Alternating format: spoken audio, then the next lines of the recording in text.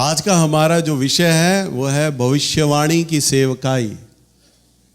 क्या है हमारा विषय? भविष्यवाणी की सेवकाई आज का हमारा विषय है। आज हम सीखेंगे सोपन के बारे में, क्योंकि सोपन जो है एक बहुत बड़ा विषय है और बीते दिनों में हमने सोपन के बारे में थोड़ा सीखा था। हम देखेंगे पुराने नियम से अय्यूब की पुस्तक और इसका 33 अध्याय और इसका 15 पद। जैसा मैं बता रहा हूँ, सोपन में कई बातें हैं जो हमने सीखना है और आज भी हम एक कुछ नए पहलू को हम सीखेंगे सोपन में। हम पढ़ेंगे अय्यूब 33 अध्याय और इसका 15 पद।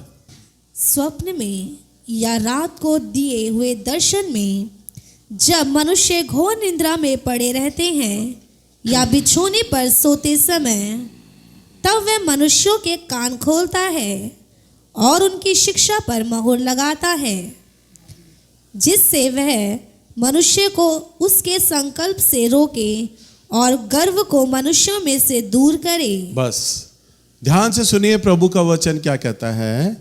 प्रभु का वचन कहता है, स्वप्न में वह रात को दिए हुए दर्शन में जब मनुष्य घोर निद्रा में पड़े होते हैं, वह बिछौने पर सोते समय, तब वह मनुष्य के कान खोलता है।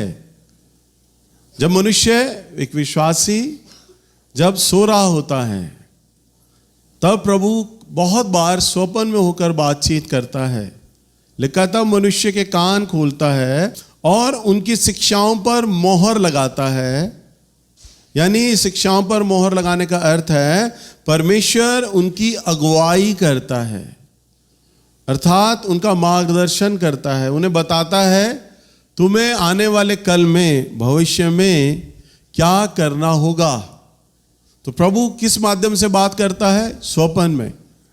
जब बिछौने पर उसके लोग, विश्वासी लोग जब सो रहे होते हैं, तब वो उनके कानों को खोलता है, शिक्षा देता है, अर्थात मार्गदर्शन करता है। 17 पद में, जिससे वह मनुष्य को उसके संकल्प से रोके और गर्व को मनुष्य में से दूर करे। कई बार हम अपने जीवन में संकल्प कर लेते हैं नाना प्रकार की बातों का। प्रभु अपने वचन में कहते हैं तुम्हारी बात हाँ की हाँ और ना की ना में हो। तो लिखा है 17 पद में, जिससे वह मनुष्य को उसके संकल्प से रोके और गर्व को मनुष्य से दूर करे। कई बार हम नाना प्रकार के संकल्प लेते हैं। हमारा प्रभु कहता है तुम्हारी बात हाँ की हाँ और ना की ना में रहे। कई बार हम भावनात्मक, जब हमारे ऊपर दुख आता है, समस्या आती है, बीमारी आती है, हम प्रार्थना में रोने लगते हैं, प्रभु के आगे बोल देते हैं प्रभु जी आप इस बीमारी को टाल दीजिए परमेश्वर, हम ये करेंगे प्रभु, हम आपको इतना भेंट दे देंगे। हम संकल्प ले लेते हैं प्रभु के आगे, प्रभु जी मेरा बच्चा बहुत दिनों से बीमार है, प्रभु आप इसे चंगा कर दें और ये ठीक हो जाएगा ना, मैं सच कहती हूँ या कहता हूँ, मैं इसे सेवा के लिए आपके लिए दे दूंगा, बस इसे भला चंगा रखो। हम रोते रोते प्रार्थना में ये बोलते हैं। हम संकल्प ले लेते हैं जाने या अनजाने में। संकल्प का अर्थ है प्रभु के आगे वाचा बांधना। ध्यान से सुनिए, जब कई बार आराधक लोग बोलते हैं ना, अपने हाथों को उठाकर आप बोलिए, बोलते हैं ना, अपने हाथों को उठाकर परमेश्वर का धन्यवाद दीजिए। तो हाथों को उठाने का अर्थ होता है वाचा बांधना। इसका अर्थ ये नहीं है कि हाथों को उठाने का अर्थ कि प्रभु ये देख रहा है कि आज कितने लोग आए हैं या कितने लोग नहीं आए, आपका अटेंडेंस नहीं ले रहा प्रभु, परंतु आप हाथ उठा के संकल्प लेते हैं, वाचा बांधते हैं प्रभु हाँ और आमीन। पिता जो गाया जा रहा है, जो बोला जा रहा है, आपको जो धन्यवाद दिया जा रहा है, उसमें मैं हृदय से सहमत हूं। ये मेरी वाचा है आपसे, मैं सहमत हूं। तब आप वाचा बांधते हैं। और कई बार उदाहरण के तौर पर अभी बीते सप्ताहों में मैंने बोला कि भाई आप में से कितने कितने लोग हैं, अब चर्च का रेनोवेशन बन रहा है, कितने कितने लोग हैं जो जिन्होंने प्रार्थना किया वो हाथ उठाकर बताएं। कितने लोग हैं जिनको अगुवाई हुई है, वो आने वाले कल में, दिनों में प्रभु को भेंट देंगे। तो हाथ उठाकर बताएं, तो 10-12 लोग अपने हाथों को उठा देते हैं। पर नीचे जब मैं जाकर पूछता हूं कि भाई कितने लोगों ने अपने नाम लिखा है, प्लेज करने वाले लोगों ने, तो नीचे या तो मुझे बताया जाता है या तो कोई भी नहीं आया, या बताते हैं 1 या 2 लोग आए। पर कितने लोगों ने हाथ उठाया था? 10 या 12 लोगों ने। ध्यान से सुनना, यहां पर परमेश्वर की उपस्थिति है, प्रभु है यहां पर। आप नेल्स बेंजामिन को मत देखिए, पास्टर को मत देखिए, भूल जाइए आप पास्टर को, आप परमेश्वर को देखिए। प्रभु है यहां पर। और आपको अपनी इज्जत को बचाने के लिए नहीं बोलना, मेरे साथ में लोग आए हुए हैं, मेरे साथ में मेरे कलीसिया के लोग आए हैं, वो देखेंगे मैं हाथ उठा रहा हूं नहीं उठा रही हूं। अपनी इज्जत को बचाने के लिए मत करिए, क्योंकि आपने संकल्प क्या, फंस जाएंगे। अब वाचा बांधने जा रहे हैं प्रभु के आगे, ये बात गौर करिएगा कि हम भैया के सामने तो हाथ उठा लेंगे, हमारी इज्जत भी बच जाएगी, और कौन सा हमने देना है, चुपचाप से निकल जाएंगे जूता चप्पल पहन के। अरे प्रभु के आगे आपने वाचा बांध ली। पतरस ने जब बोला था कि लोग अपनी जमीनों को बेच रहे हैं, तो हनन्याह सफेरा ने क्या देखा, अरे कलीसिया में कई लोग जमीनें बेच रहे हैं, हम तो बेच ही नहीं रहे, अरे कुछ बेच देते हैं, इज्जत बच जाएगी। नहीं तो पतरस क्या सोचेगा, चेले क्या सोचेंगे, कलीसिया क्या सोचेगी, हमने प्रभु को कुछ दिया ही नहीं, पर हम क्या करेंगे, हम देंगे तो सही, पर कुछ हिस्सा हम रख लेंगे, भाग रख लेंगे। परंतु उन्होंने क्या बांधी थी, वाचा। पतरस ने क्या कहा, जब तक वो भूमि तुम्हारी थी क्या तुम्हारी ना थी, पर जब तुमने प्रभु को कहा कि अब ये तेरी है, तो वो प्रभु की हो गई। आपके हाथ उठाते ही आपने जो ही संकल्प लिया ना जिस धन के विषय में, वो प्रभु का हो जाता है। आप समझ लीजिए, आप प्रभु के आगे बोल रहे हैं इस बात को, मनुष्य के आगे नहीं। इसलिए मैं आपको बार बार भेंट लेने का उद्देश्य मैं आपको क्यों कहता हूं, आप प्रार्थना करिए, बोझ मांगिए, अगुवाई मांगिए। जिसको बोझ होता है वो हाथ खड़ा करके बताए, बस। चाहे एक जना बोले, मैं ये नहीं कहूंगा सारा चर्च ने क्यों नहीं हाथ खड़ा। मैं भाई मानता हूं एक आदमी को बोझ हो रहा है, अभी एक आदमी बोल रहा है तो वो खड़ा कर रहा अपना हाथ, पर आप वाचा बांधे तो प्रभु के आगे बांधे सोचकर। और जब आप वाचा बांधते हैं और उसे जब आप पूरा नहीं कर रहे होते ना, तो प्रभु आपको घोर निंद्रा में बताते हैं कि आपने वाचा बांधी हुई है, आपने उसे पूरा नहीं किया। तभी प्रभु कहता है आपकी बात हां की हां और ना की ना में रहे। वो कहता है 17 पद में, वह मनुष्य को संकल्प से रोके, वो रोकता है। आपके आने वाले कल को, भविष्य को बता देते हैं प्रभु, मैं आने वाले कल में, भविष्य में तुम्हारे ये कर रहा हूं, तुम वाचा बांधो या ना बांधो, पर मैं तुम्हें आशीष दूंगा। हमारा प्रभु ये नहीं है, प्रभु जी आप ये काम कर दो तुम चादर चढ़ा देंगे आपको, आप ये कर दो तुम पताशे बांटेंगे या भंडारा करेंगे। हमारे प्रभु को आपकी चादरें, पताशे या भंडारा नहीं चाहिए। हालेलुया। वो तो आपका बस मन चाहता है, निर्दोष मन चाहता है, धन्यवाद चाहता है आपसे। वो तो ये चाहता है कि बस मुझे तुम इज्जत दो, वो ये चाहता है कि तुम मुझे बस अपना प्यार मुझ पर लुटाओ, बस मैं तुम्हारे लिए सर्वप्रथम होना चाहिए, बस ये तुम्हारे जीवन में होना चाहिए। तो कई बार आप लालचवश में आके संकल्प लेते हैं, वाचा बांधते हैं, वो गलत होता है। इसलिए प्रभु हमें सोपन में, या तो हमने संकल्प किया है तो उसके विषय में प्रभु हमें निर्देश देते हैं, या हमने आने वाले कल में अपने भविष्य को लेकर विचार बना रहे, मैं ये करूंगा, मैं ये वाचा बांधूंगा, तो प्रभु हमें संकल्प करने से रोकता है। और गर्व को मनुष्य से दूर करे। क्या करे? गर्व को मनुष्य से दूर करे। कई बार हमारे जीवन में प्रभु हमें कुछ सिखाता है, हमारे जीवन पर समस्याएं आती हैं, तनाव आता है ना, और हमारे जीवन पर बंधुआइयां आ जाती हैं। कई बार हमारे जीवन में नाना प्रकार के गलत लोग आ जाते हैं। प्रभु ने दाऊद को बचपन में अभिषेक किया राजा को बनाने के लिए, परंतु अगर आप प्रभु का वचन को पढ़ें तो आप देखेंगे राजा बनने के बाद, जब अभी दाऊद गोलियत को जब मारा तब किस उम्र का था? छोटा सा ही तो था। लिखा था उसके तो चेहरे पे लाली छलकती थी, बालक था, बच्चा था जब गोलियत को मारा।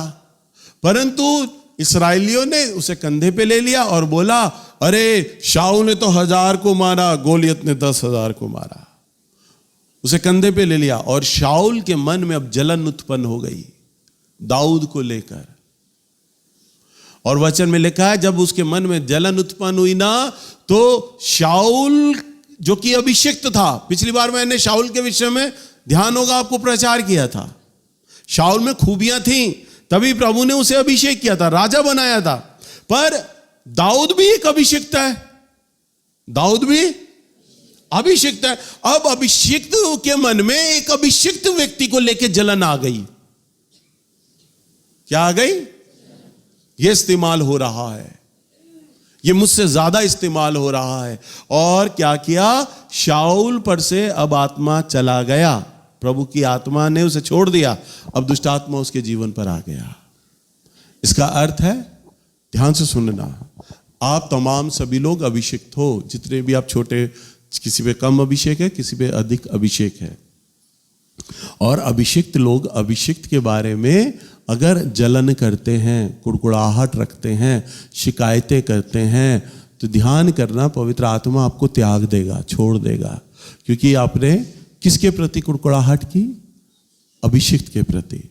और अगर वह अभिषिक्त आपसे सीनियर है, बड़ा है, और उसके विषय में आपने जलन किया, कुड़कुड़ाहट रखा, तो पवित्र आत्मा आपको त्याग देते हैं, अभिषेक चला जाता है। चला जाने का अर्थ यह नहीं कि हमेशा के लिए खत्म हो जाएगा, डिम हो जाएगा। अगर मान लो इस समय ट्यूबलाइट जल रही है 220 वोल्ट, और अगर यहां 10 वोल्ट आने लगे, तो ये लाइट बस हल्का हल्का बल्ब साइड से सफेद होगा, पर अंधेरा हो जाएगा चर्च में। हम ये नहीं कह सकते कि लाइट नहीं आ रही, हम ये तो कहेंगे लाइट तो है पर वोल्टेज बहुत कम है, लाइट ना आने के बराबर है, अंधेरा हो गया है चर्च में। तो अभिषेक है ना हमारा इतना डिम हो जाता है कि वो ना के बराबर हो जाता है। तो कभी भी अभिषिक्त के प्रति जलन, कुड़कुड़ाहट या शिकायतें ना रखें। शाऊल ने रखा दाऊद के प्रति, तो पवित्र आत्मा ने उसे छोड़ दिया। अब वो भाले से उसको मार रहा है, अब दाऊद बचा बचा फिर रहा है, जंगल में जा रहा है, भटक रहा है, और काफी एक लंबा समय उसे भटकने में लगा दिया। अब धीरे धीरे हम आगे देखते हैं, कई वर्ष खर्च हो गए। 7 साल के बाद प्रभु ने दाऊद को इस्राएल देश का राजा बनाया। एक बार मैंने दाऊद के ऊपर आपको प्रचार भी किया था। तब दाऊद को बचपन में अभिषेक किया, परंतु राजा कब बना रहा है प्रभु? 7 साल के बाद। इतने साल वो डरा डरा शाऊल से भाग रहा है, जंगल में भाग रहा है। क्यों? क्योंकि प्रभु अब उसे सिखा रहा है। हालेलुया। तो इसका अर्थ है, दाऊद जबकि चुना हुआ था, दाऊद ने कई बार प्रभु को बोला होगा, प्रभु जी शाऊल मुझसे क्यों नफरत करता है, क्यों मेरे को मारना चाहता है, क्यों मुझसे जलन करता है। कई बार प्रभु आपके जीवन में गलत लोगों को भेज देते हैं ताकि प्रभु आपको सिखाए, आपको दीन करे, नम्र करे आपको। हालेलुया। समझ पा रहे हैं? अकारण दुख आ जाते हैं आपके ऊपर, अकारण समस्याएं आ जाती हैं, तब आपको प्रभु गर्व करने से रोकता है। हालेलुया। हम सोचते हैं बहुत कुछ है, परंतु परमेश्वर हमें नीचे लाता है, गर्व करने से रोकता है। ये 2 चीजें प्रभु वचन में लिखा है, सोपन के द्वारा हमसे वो बातचीत करता है। हालेलुया। और कई बार हमारे जीवन पर बुरे सोपन आ जाते हैं। क्या हो जाते हैं? कई बार लोग अपनी मृत्यु के सोपन को देख लेते हैं, मौत के सपने को देख लेते हैं। इसका अर्थ ये नहीं है कि प्रभु मौत देने वाला है, मौत हो जाएगी, ऐसा नहीं होगा। परंतु अगर मृत्यु का कोई सोपन आया है या कोई बहुत बुरा कोई सोपन आया है, तो इसका अर्थ है कि परमेश्वर के दरबार से एक बुरी आज्ञा आपके लिए निकला है। प्रभु का आत्मा शोकित हो रहा है आपसे। समझ पा रहे हैं आप लोग? अब जब प्रभु का आत्मा शोकित हो गया है, एक बुरी आज्ञा प्रभु की ओर से निकला है, तब आपको क्या करना होगा? सबसे पहला, ध्यान से सुनना, आपको प्रार्थना में अधिक समय देना है। क्या करना होगा? अगर आपके जीवन में कोई भी बुरा स्वप्न आपको दिखाई दे रहा है, बुरे स्वप्न आए आपको या आपके विषय में किसी ने देखा है, तो आप ये जान ले, स्वर्ग से प्रभु के लिए प्रभु ने एक आज्ञा दिया है। आपके जीवन में आने वाले दिनों में कुछ बुरा घट सकता है। प्रभु आपको चेतावनी के रूप में वो स्वप्न दिखा रहे हैं, चिता रहे हैं, मान जाओ, ठीक हो जाओ। तो प्रभु वो चिता रहा है।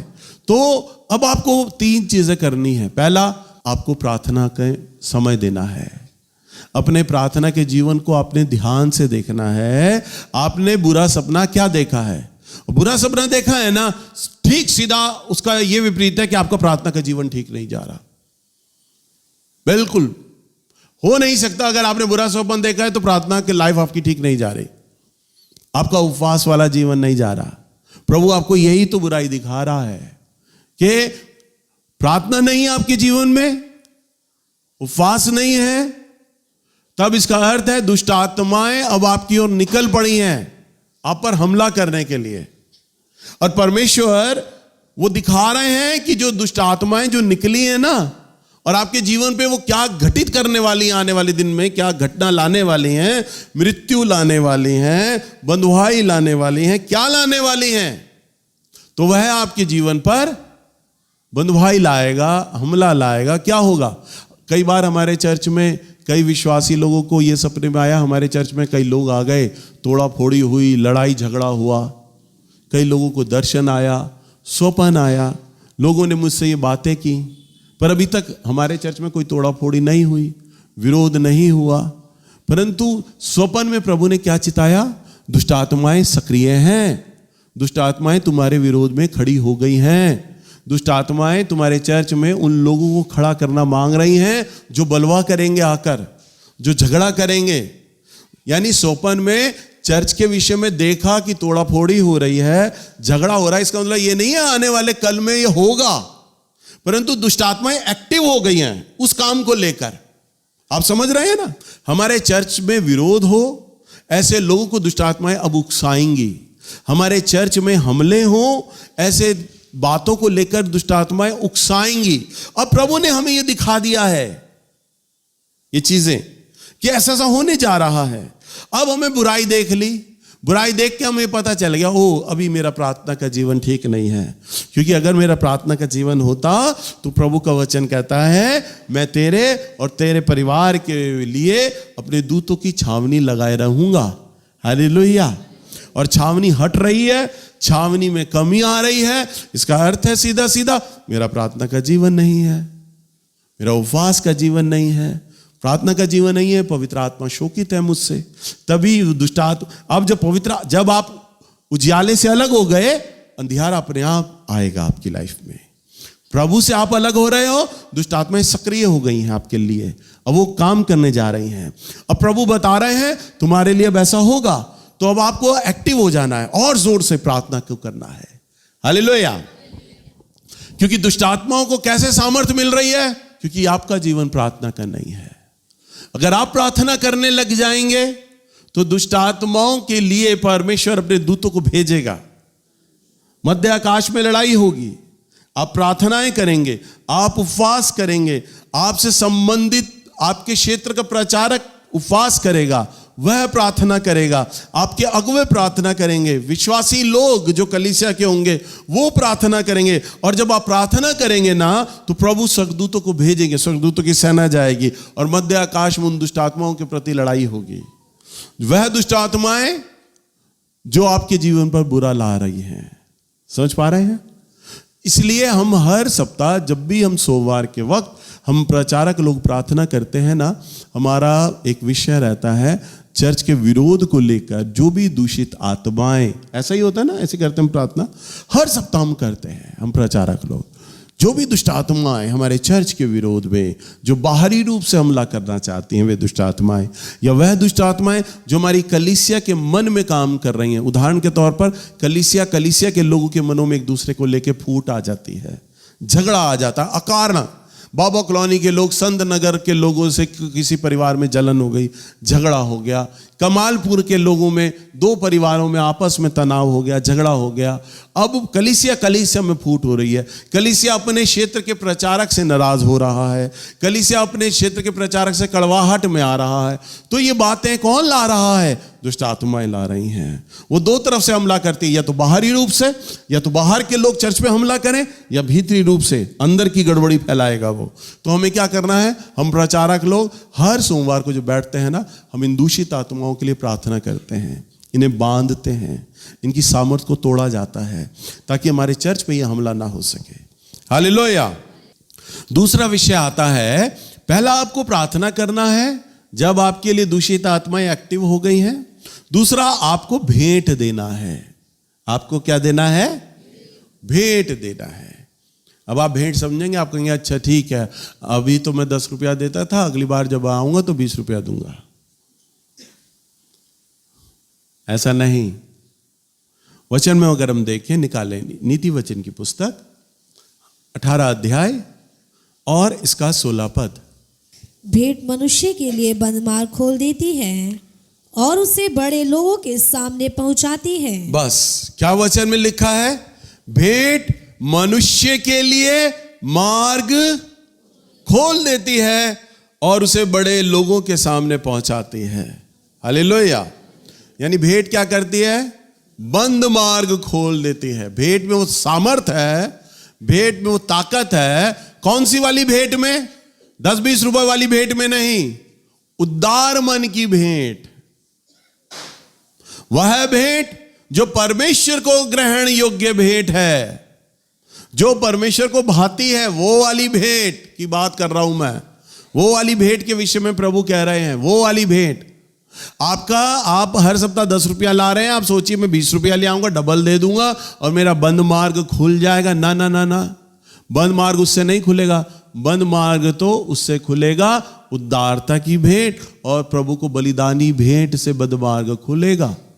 जो आपके जीवन पर अज्ञात ताकत है, जो श्राप चल रहा है, जो बंधुआई है, एक अज्ञात दीवार आपकी तरक्की को रोक लेती है।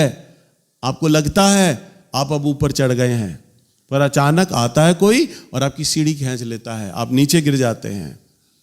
वो सांप सीढ़ी रहती है ना, वो खेल हम शुरू करते हैं, 100 पे पहुंचने लगते हैं, पर 99 पे सांप बैठा है, बड़ा वाला।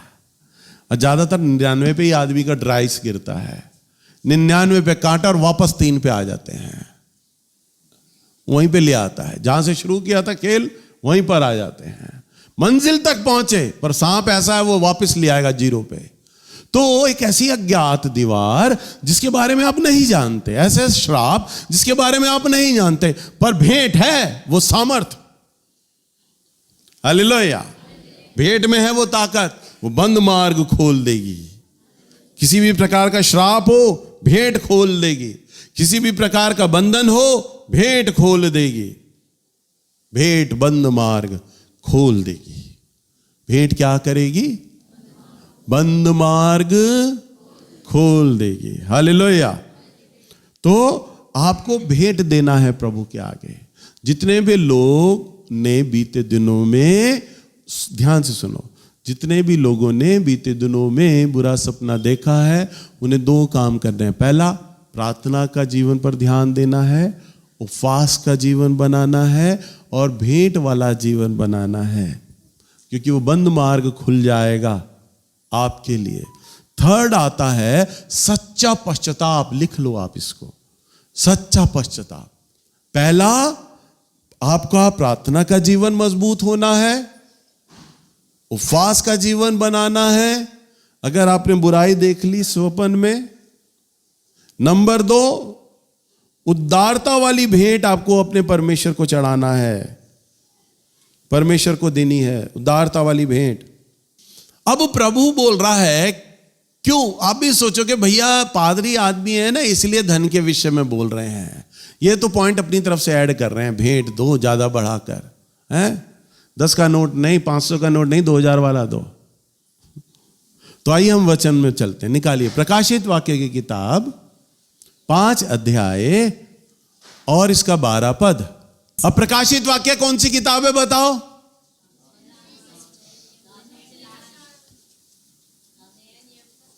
वो तो सभी को पता है, भविष्यवाणी की पुस्तक है, स्वर्ग की बातों की पुस्तक है, दर्शनों की बातों है। और ये बात ऐसी है जो सटीक है, बिल्कुल बिल्कुल एक्यूरेट। प्रकाशित वाक्य 5 अध्याय और 12वां पद। और वे ऊंचे शब्द से कहते थे, वध किया हुआ मेमना ही सामर्थ और धन और ज्ञान और शक्ति और आदर और महिमा और धन्यवाद के योग्य है। बस, सिंहासन पर अरबों खरबों स्वर्गदूत, अनगिनत। यूहन्ना कहता अनगिनत दर्शन में देख रहा हूं मैं उन दूतों को, और वो ये सिंहासन के सामने, प्रभु के सिंहासन के सामने कह रहे हैं, और क्या बोल रहे हैं? वध किया हुआ मेमना ही सामर्थ, नंबर 1, नंबर 2 धन। अब बताओ, ये धन आ गया यहां पर तो, और धन कौन सा? आपकी भेंटें। हालेलुया। यहां पर पादरी नहीं बोल रहा, यहां पर स्वर्गदूत बोल रहे हैं, और यूहन्ना सुन रहा है। और क्या बोल रहे हैं वो? मेमने की सामर्थ और धन, ज्ञान, शक्ति, आदर, महिमा और धन्यवाद के योग्य है। मेमना किसके योग्य है? इन सारी चीजों के योग्य है, और उसमें धन का नंबर भी आता है। हालेलुया। यानी हमारा उद्धारकर्ता, हमारा प्रभु यीशु मसीह धन के योग्य है। हालेलुया। क्या है वो? यानी भेंट के योग्य है। इसलिए कभी भी अगर शैतान आपको ये विचार देना कि आपका जो पादरी धन मांग रहा है या इस चर्च में पैसा मांगा जाता है, तो आप उसे झटक देना, कहना लिखा है प्रकाशित वाक्य में, क्योंकि वो मेरी भेंट के योग्य है, वो मेरे धन के योग्य है, वचन में लिखा है। हालेलुया। अब भेंट क्या करती है? बंद मार्ग खोल देती है, क्योंकि भेंट मेरे परमेश्वर के धन्यवाद के योग्य है, उसकी बड़ाई के योग्य है, उसकी स्तुति के योग्य है। आप आराधना में तो प्रभु को स्तुति देते हो, महिमा देते हो, आदर देते हो। अरे जब आप भेंट भी देते हो ना उदार मन, तो आप प्रभु की आराधना कर रहे हो। हालेलुया। स्तुति कर रहे हो, उससे धन्यवाद दे रहे हो अपनी भेंटों को देकर। और जब आप भेंटों को देते हैं, धन्यवाद देते हैं, तो वचन में लिखा है भेंट के द्वारा बंद मार्ग खुल जाएगा।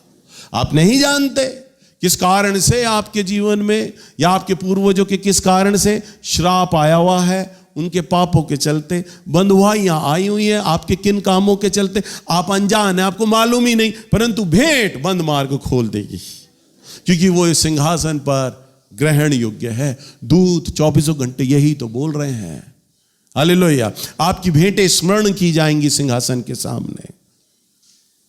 ब्रदर दीनाकरण के पास जब प्रभु यीशु मसीह पहली बार आए, ब्रदर दीनाकरण बताते हैं अपनी गवाही में, प्रभु यीशु मसीह जब मेरे पास पहली बार आए, उन्होंने मुझसे 2 चीजें बोली, बेटा तेरी सारी प्रार्थनाएं और तेरी सारी भेंटें मुझे स्मरण है, मुझे याद है।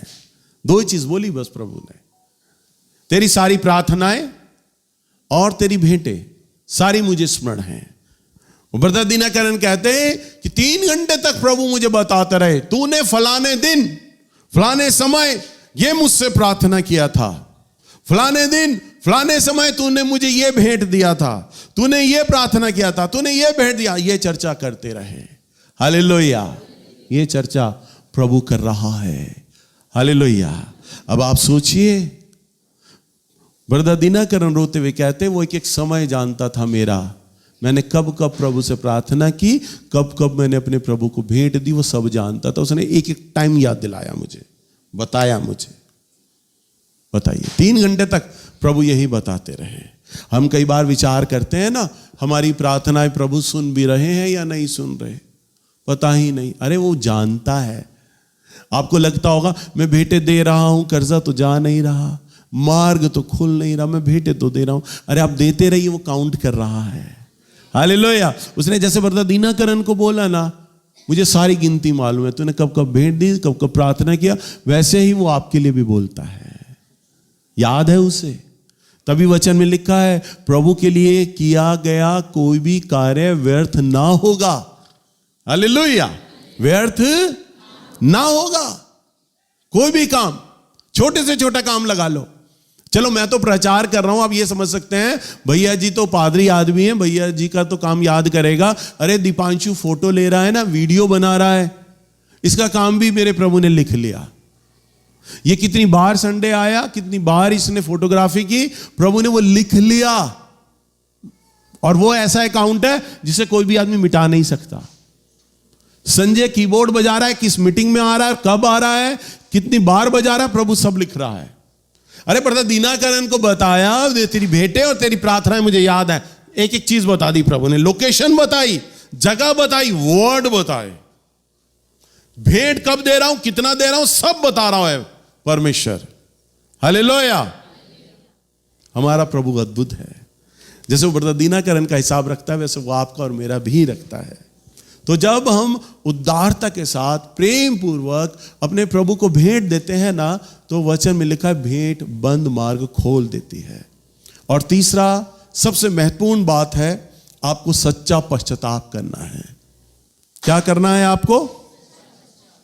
लिख लो इसे, सच्चा पश्चाताप। बोलिए सच्चा पश्चाताप।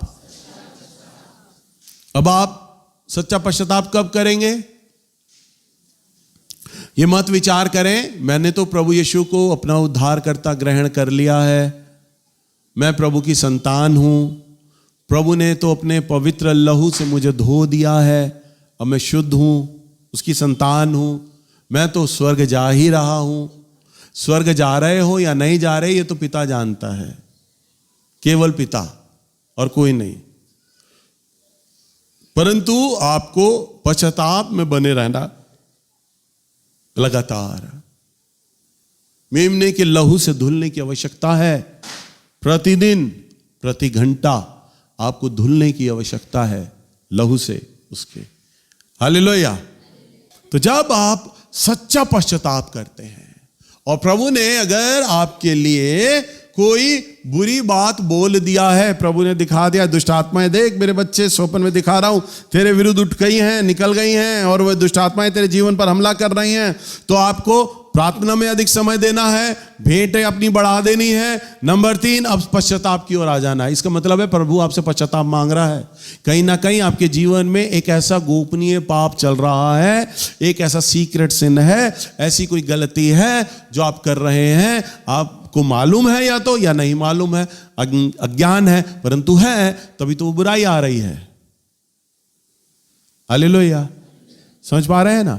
इसका मतलब है आपको ठीक करना है। अगर हम देखें यिर्मयाह की पुस्तक पुराने नियम में और इसका 18 अध्याय और इसके 7वें पद में अगर हम देखें, जब मैं किसी जाति या राज्य के विषय में कहूं कि उसे उखाड़ूंगा या ढा दूंगा अथवा नष्ट करूंगा, तब यदि उस जाति के लोग जिसके विषय में मैंने ये बात कही हो अपनी बुराई से फिरे, तो मैं उस विपत्ति के विषय जो मैंने उन पर डालने की ठानी हो पछताऊंगा। बस क्या कहता है प्रभु यिर्मयाह 18:7 में, जब मैं किसी जाति व राज्य के विषय में कहूं कि मैं उसे उखाड़ व ढा दूंगा या नाश करूंगा, यानी कि प्रभु ने स्वप्न में दिखाया आपके विषय में कि तुम्हारे जीवन में गोपनीय पाप बना हुआ है, तुम मेरे विरुद्ध चल रहे हो, मेरी आज्ञाओं को नहीं मान रहे हो, अब दुष्ट आत्माएं तुम्हारे विरोध में उठ खड़ी हुई हैं क्योंकि तुम्हारा संबंध मेरे से सही नहीं है। तुम अंधियारे में नहीं हो, तुम उजियाले में नहीं हो, अंधियारा स्वाभाविक है तुम्हारे जीवन पर आएगा। जब हम प्रभु के संग नहीं है तो दुष्ट आत्माओं ने तो आना ही हमारे जीवन पर है। आप समझ रहे हैं ना? तब दुष्ट आत्माएं निकल पड़ी हैं। वचन में क्या लिखा है?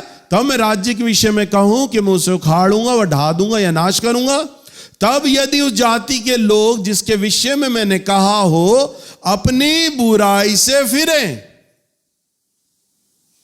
यानी अपने उस काम से फिरें, पश्चाताप करें,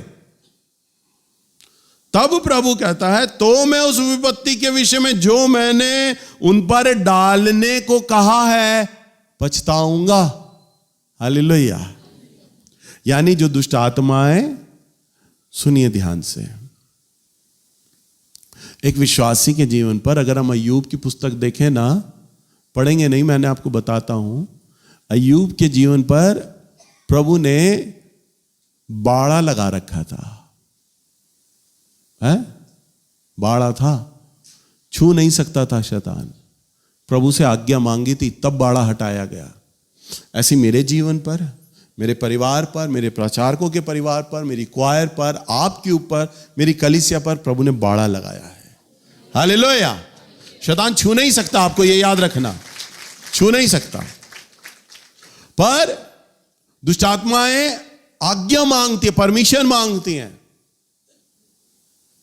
प्रभु देखो, अब ये आपके लिए काम तो कर नहीं रहा, ये आपके लिए गंभीर तो है नहीं, आपने क्यों बाड़ा लगाया हुआ है? प्रभु आप हमें, हमारे हाथों में दे, हम नाश करेंगे। प्रभु ये प्रार्थना नहीं कर रहा है आपसे, इसका उपवास जीवन नहीं है, इसके जीवन में गोपनीय अपराध बना हुआ है, बाड़ा हटाइए आप। तब प्रभु विचार करते हैं कि मैं इन पे विपत्ति डालकर अपने बच्चों को अपने मार्ग की ओर फिराऊंगा, क्योंकि मैंने इन पर विपत्ति नहीं डाली, इनसे प्रेम करता हूं, और मैं विपत्ति नहीं डाल रहा हूं तो ये सोच रहे हैं प्रभु का अनुग्रह हम पर बहुत अच्छा है, बड़ा है, और हम प्रभु की दृष्टि में बिल्कुल ठीक चल रहे हैं। जब विपत्ति आती है तभी तो हम ठीक होते हैं, है ना? विपत्ति आती है तभी तो हम ठीक होते हैं। तो विपत्ति आएगी तभी तो ठीक होंगे। तो प्रभु क्या कहते हैं? दुष्ट आत्माओं को अलाउ करते हैं। कौन करता है अलाउ? परमेश्वर। परमिशन वहां से मिलता है, जाओ, चले जाओ। तब प्रभु बाड़ा हटाते हैं, तभी शैतान छू सकता, वैसे नहीं छू सकता, वो बिल्कुल रत्ती भर नहीं छू सकता। आप प्रभु की दृष्टि में ठीक नहीं थे, इसलिए बाड़ा हटाया गया है। अब जब बाड़ा हटाया गया, शैतान ने हमला किया। यानी क्या, इसका क्या अर्थ है? मेरा परमेश्वर इतना बुद्धिमान परमेश्वर है, अपनी महिमा और अपनी सेवा के लिए ना शैतान तक को इस्तेमाल कर लेता है। हालेलुया। वचन में लिखा हो तो फाड़ खाने वाले सिंह के समान है। किसको फाड़ खाए? पर फाड़ ही नहीं पाता, शेर बेचारा घूम रहा है, चारों तरफ तो पिंजरा है। अरे क्या पोयम बनी है, है? और चारों तरफ पिंजरा है जी। और प्रभु क्या करता है? पिंजरा हटाता है, तभी शेर फाड़ता है, तभी हमला करता है। परंतु प्रभु अपना बाड़ा लगाए हुए हैं, तो इसका मतलब परमिशन स्वर्ग से उसको मिलता है। तो परमेश्वर अपना बाड़ा हटाता है। तो वचन में लिखा है 8वें पद में, तब जिस जाति के विषय में मैंने कहा हो अपनी बुराई से फिरें। अभी मैं आपको क्या कह रहा था? पश्चाताप करें प्रभु के आगे, यानी फिर ना पश्चाताप करना। तो मैं उस विपत्ति के विषय में जो मैंने उन पर डालने को कहा हो पछताऊंगा। तो परमेश्वर क्या करेंगे? पछताएंगे। स्वर्ग में प्रभु ने निंद्रा के वक्त आपके कानों को खोला, आपसे बात किया, विपत्ति आ रही है, देखो मैंने बाड़ा हटा दिया है, विपत्ति आ रही है, संभल जाओ, समझ जाओ। दुष्ट आत्माओं को खोल दिया गया है तुम्हारे लिए, क्योंकि तुम ठीक नहीं चल रहे थे, इसलिए मैंने खोल दिया। पर मैं बता रहा हूं क्योंकि तुम मेरे बच्चे हो। हालेलुया। बस तुम्हें ये 3 चीजें कर लो फटाफट, प्रार्थना करो, भेंट दो, पश्चाताप करो, तुम्हें यह करना है। अब आप उन तीनों चीजों में जुट गए, फिर गए परमेश्वर के लिए, पश्चाताप करने लग गए। तो वचन में लिखा है प्रभु पछताएगा, प्रभु। और जैसे ही दुष्ट आत्माएं आपको छूने लगेंगी, उसी वक्त फिर पिंजरा आके गिर जाएगा। हालेलुया। आपने पछताए, आप पछताए, परमेश्वर की ओर फिरे, और फिर पिंजरा आ गया और दुष्ट आत्माएं छूते छूते आपको रह गई। और वो कहेंगी हमें तो स्वर्ग से परमिशन मिल गया था, पृथ्वी पे छू लेते, हम तो छूने को ही थे, परंतु फिर आ गया पिंजरा, बाड़ा आ गया। हालेलुया। प्रभु के दूत हम पर अपनी छावनी किए देते रहते हैं। ये आत्मिक जगत की बातें हैं, भौतिक नहीं है, आत्मिक जगत। परंतु आत्मिक जीवन में जब हलचल होती है, तब हमें इस भौतिक संसार में वो हलचल दिखाई देने लग जाती है। हालेलुया। इसका मतलब अगर ये वास्तविक है भौतिक संसार, तो आत्मिक संसार उससे भी अधिक वास्तविक है। पर हम क्या करते हैं? हम दिखने वाली चीजों को, जो भौतिकवाद है, संसारवाद है, हम इस पर अधिक ध्यान देते हैं, आत्मिक जगत की तरफ हमारा ध्यान हट जाता है। परंतु यदि हम आत्मिक जगत पर ज्यादा ध्यान दें, तो भौतिक जीवन जो है वो हमारा अपने आप सरल बहाव में आ जाता है। हालेलुया। अब 9वें पद में क्या लिखा है? और जब मैं किसी जाति या राज्य के विषय कहूँ कि मैं उसे बनाऊंगा और रोपूंगा, तब यदि वह उस काम को करे जो मेरी दृष्टि में बुरा है और मेरी बात ना माने, तो मैं उस भलाई के विषय जिसे मैंने करने को कहा हो पछताऊंगा। हाँ, प्रभु 9वें पद में क्या कहता है? जब मैं किसी जाति व राज्य, एक तीसरी चीज मैं और जोड़ देता हूं, कॉमा लगाओ, मनुष्य। अपना नाम भी चाहो तो लिख लो बाइबल में यहां पर राज्य के बाद। जाति व राज्य, काजल तू भी अपना नाम लिख लियो, काजल के विषय में कहूं। संजय तू भी लिख लियो अपना नाम, संजय के विषय में कहूं तो मैं उसे बनाऊंगा और रोपूंगा और बढ़ाऊंगा। हालेलुया। कई बार आप लोग भविष्यवाणियां सुनकर बड़े आनंदित हो जाते हैं, अरे भविष्यवाणी हो गई, अब तो पूरी होगी, अब तो पूरी होगी। और जब भविष्यवाणी पूरी नहीं होती, आपका दिया बुझ जाता है। भविष्यवाणी करने वाला झूठा, भविष्यवाणी झूठी। आप ये नहीं समझ पाते कि भविष्यवाणी क्यों पूरा नहीं हुआ। अरे वचन में लिखा है, प्रभु ने कहा है, जाति राज्य के विषय में कहूं कि मैं उसे बनाऊंगा, मैं तुम्हें आशीषित करूंगा, मैं तुम्हें बढ़ाऊंगा। तब वह यदि उस काम को करें जो मेरी दृष्टि में बुरा है। आपने कोई ऐसी बुराई कर दी परमेश्वर की दृष्टि में, और लिखा है, प्रभु कहते हैं, और मेरी बात ना माने, और कहते हैं प्रभु आगे, तो मैं उस भलाई के विषय में, यानी मैंने जो अच्छी अच्छी योजनाएं बनाई उस व्यक्ति के लिए, मैं उसे पूरा करने को पछताऊंगा। हालेलुया। तो आपके जीवन पर जो भविष्यवाणी नहीं होती, आप बोलते हैं ना, फलाने ने भविष्यवाणी करी, फलाने ने किया, पूरा क्यों नहीं हुआ? पूरा इसलिए नहीं हुआ क्योंकि आपने परमेश्वर की दृष्टि में बुराई कर दी, इसलिए पूरा नहीं किया। ध्यान दीजिए कलीसिया, परमेश्वर की दृष्टि में आपने क्या किया? यानी प्रभु ने आपके लिए जो योजनाएं बनाई थी ना, जो स्वप्न में प्रभु ने आपको बताया, दर्शनों के माध्यम से बताया, जो भविष्यवाणी करते हैं लोग, उनके द्वारा प्रभु ने जो आपको बातें बताई, आपने खुद ही अपने पैरों पर कुल्हाड़ी मार दी। आप लापरवाह हो गए, भविष्यवाणी हो गई है ना, अब तो ये होना ही होना है हमारे जीवन पे। परंतु प्रभु कहते हैं कि मेरी दृष्टि में जो बुरा है तुमने वो किया, और मेरी आज्ञाओं को नहीं माना, तो जो बातें मैंने तुम्हारे लिए कही हैं, अब मैं उन्हें नहीं करूंगा, उन्हें मैं नहीं करूंगा। लिखा है, तो मैं उस भलाई के विषय में जो मैंने उनके करने के लिए कहा है पछताऊंगा। अब परमेश्वर पछताएंगे। यानी दोनों अवस्था में आपको प्रभु के संग क्या करके रखना है? अपना जीवन प्रभु के आगे सही रखना है। समझ पा रहे हैं आप लोग? पहला आपको क्या करना होगा? क्या सीखा आपने? प्रार्थना का जीवन आपको बढ़ाना है प्रभु की दृष्टि में। अगर आपने बुराई देख लिया है तो इसका अर्थ है आपकी अभी जो प्रार्थना का जीवन है, प्रभु अभी उससे संतुष्ट नहीं है, वो ठीक नहीं है प्रभु की दृष्टि में। आपको अपने प्रार्थना के जीवन पर ध्यान देना है। इसका अर्थ है अगर बुराई देखी गई है, बुरा स्वप्न आ गया है, तो इसका अर्थ है परमेश्वर की दृष्टि में मेरी प्रार्थना ठीक नहीं है। अगर आप कर रहे हो, अगर मैं आपसे पूछूं भाई कर रहे हो, आप कहोगे भैया करते तो हैं, फिर बुराई का स्वप्न क्यों आ गया? इसका मतलब है जैसे भी आप प्रार्थना कर रहे हैं ना, एक औपचारिकता हो रही है। आप कहोगे भैया आधा घंटा लगता है प्रार्थना करने में, वो फॉर्मेलिटी है। आप प्रभु की उपस्थिति में बैठते ही नहीं, बैठे ही नहीं, आप तो सिर्फ बकबक करके निकल आए।